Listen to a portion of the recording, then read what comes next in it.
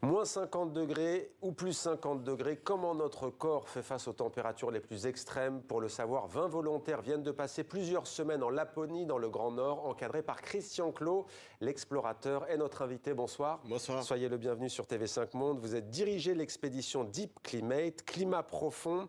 30 jours donc, je le disais, en Laponie pour affronter des températures extrêmes jusqu'à moins 50 degrés, vraiment? Alors c'est moins 35 réel et avec le vent, ce qu'on appelle le froid éolien, on arrive à des moins 45, moins 50 degrés effectivement. Donc le froid ressenti, ça existe? Ça existe et c'est réel, la peau le ressent et on a des risques de gelure supérieurs dans ces conditions-là. Alors, c'est la deuxième étape d'une expérience commencée en décembre dernier au cœur de la jungle équatoriale en Guyane française. Bon, vous aviez affronté un autre climat, on va en parler. Mais d'abord, donc, la Laponie, comment on fait face à de telles températures? D'abord, vous concernant, parce que les 20 volontaires, c'est différent, ce ne sont pas des explorateurs de métier, c'est votre cas, mais vous, l'explorateur. Alors, je dirais, moi, j'ai une expérience de plusieurs années, donc forcément, j'ai des techniques, des habitudes. Mon corps est certainement un peu plus habitué. Ouais. Et puis surtout, il y a cette manière de faire là. Ce genre de conditions demande de la rigueur, demande des gestes, une manière de s'organiser qui est absolument Et le mouvement, rigoureuse. cette image le montre, on ne peut pas rester statique. On ne peut pas rester statique, absolument, il faut évoluer.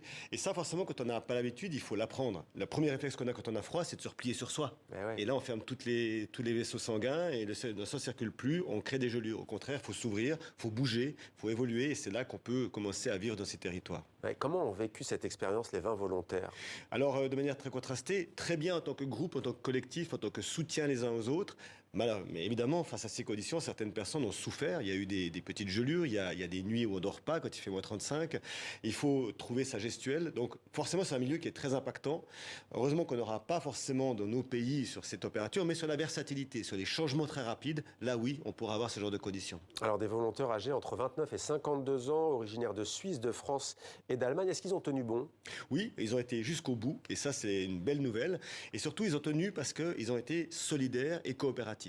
Chacune, je crois, a compris que tout seul, ils auraient vraiment eu d'immenses difficultés. Donc il y a cette solidarité extraordinaire qui s'est créée pour tenir le coup. Ouais, c'est intéressant parce que vous dites qu'il y a des mécanismes cognitifs qui entrent en scène. On a le sentiment que voilà, c'est aléatoire ou autre. Non, c'est vraiment un processus particulier scientifique. Oui, c'est ce qu'on essaie de comprendre, c'est ces mécanismes cognitifs. On sait que la physiologie, elle ne pourra pas s'adapter en quelques jours. D'ailleurs, on le voit, les corps souffrent et il y a des impacts assez forts, que ce soit en Guyane ou en Laponie. Par contre, le système cognitif, les développements, les capacités mentales, elles se développent et ça va très vite. On voit des adaptations cognitives et physiologiques dans le cerveau extraordinaires en si peu de temps.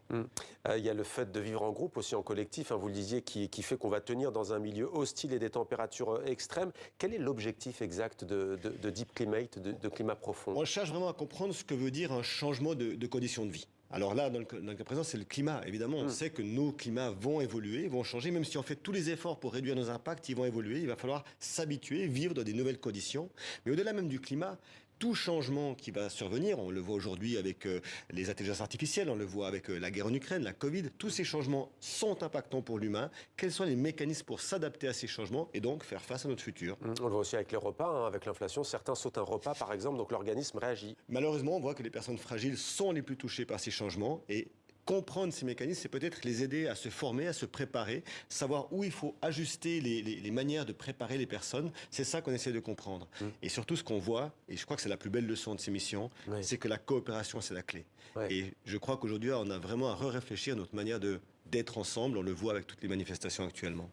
On va les manifestations contre la réforme des retraites? Entre autres, et tout ce qui se passe aujourd'hui dans le monde, on voit que le repli sur soi est partout très profond, alors qu'au contraire, il faut qu'on travaille tous ensemble. En société. On va parler de la Guyane, mais j'aimerais qu'on reste quand même en Laponie, parce que on n'a peut-être pas été assez dans le détail quand même.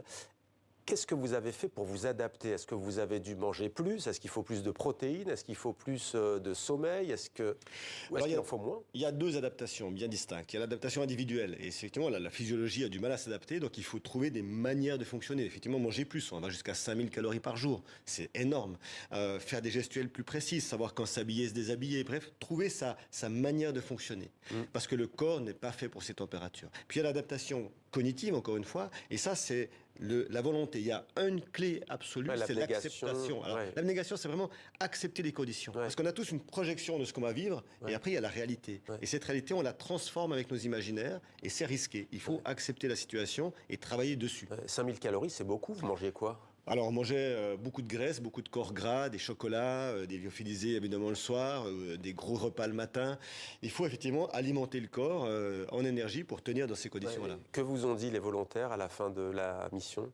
Quand est-ce qu'on repart? Ouais. Alors, prochaine étape, l'Arabie Saoudite, mais la Guyane, donc, alors là, c'est diamétralement opposé. Le plus dur pour vous, l'explorateur, c'est quoi? C'est le froid ou le chaud? Non, clairement, c'est le chaud et les chauds secs sont les plus compliqués à gérer. Le froid, finalement, est très difficile, mais si on en a les moyens, en tout cas, on peut se protéger. On a des habits, on a des outils. Lorsque vous avez 50 degrés, vous ne pouvez pas vous déshabiller plus qu'enlever les vêtements que vous avez. Ce serait d'ailleurs la pire des choses à faire. Pour rester dans l'eau? Oui, mais dans un désert, il n'y a pas beaucoup d'eau. Ouais. Et l'eau va devenir un problème dans le futur. Mais en Guyane?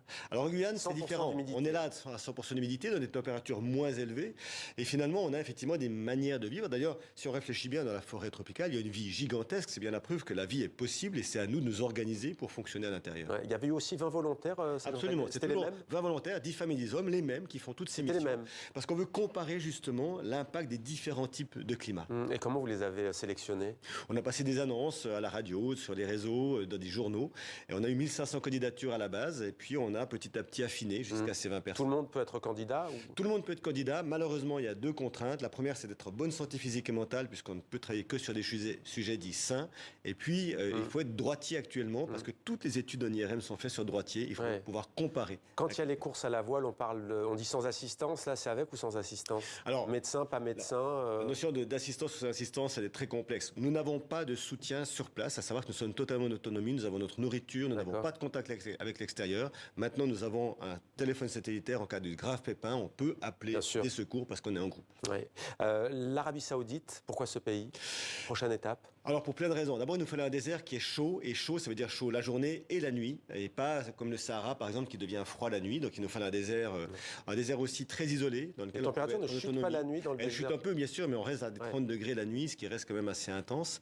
Et puis il nous fallait un endroit où on pouvait travailler en autonomie sans être dérangé par l'extérieur. Et l'Arabie Saoudite s'est avéré un très bon choix pour ça, avec un soutien en plus local important. Ouais. Pourquoi ce soutien saoudien selon vous? Parce que les Saoudiens, alors on peut dire ce qu'on veut sur l'Arabie Saoudite, mais ils ont compris une chose, c'est que les choses vont changer très vite. C'est qu'eux-mêmes vont être impactés par les changements climatiques. Ils se posent des questions. Alors aujourd'hui, c'est les premiers producteurs de pétrole. Parmi les premiers producteurs de pétrole, on peut se dire qu'ils font pas les choses, mais au contraire, ils sont en train de se dire comment est-ce qu'on va faire pour passer à autre chose et surtout protéger nos populations. Ouais. Dernière question, quel sera l'aboutissement de ce travail? Une fois que vous en aurez les conclusions, à quoi ça va servir? Quelle sera la pratique de cette mission? Alors il y a bien sûr des publications scientifiques et grand public, mais surtout on va faire des préconisations pour changer les formations, pour changer les systèmes scolaires, pour qu'on prépare aujourd'hui nos enfants et les adultes actuels à faire face, à être plus préparés cognitivement, plus préparés physiologiquement et surtout à réapprendre à rêver, parce que ce qu'on constate dans ces missions, c'est que quand on rêve et qu'on s'émerveille, on trouve des solutions d'adaptation. Merci beaucoup Christian Claude d'avoir été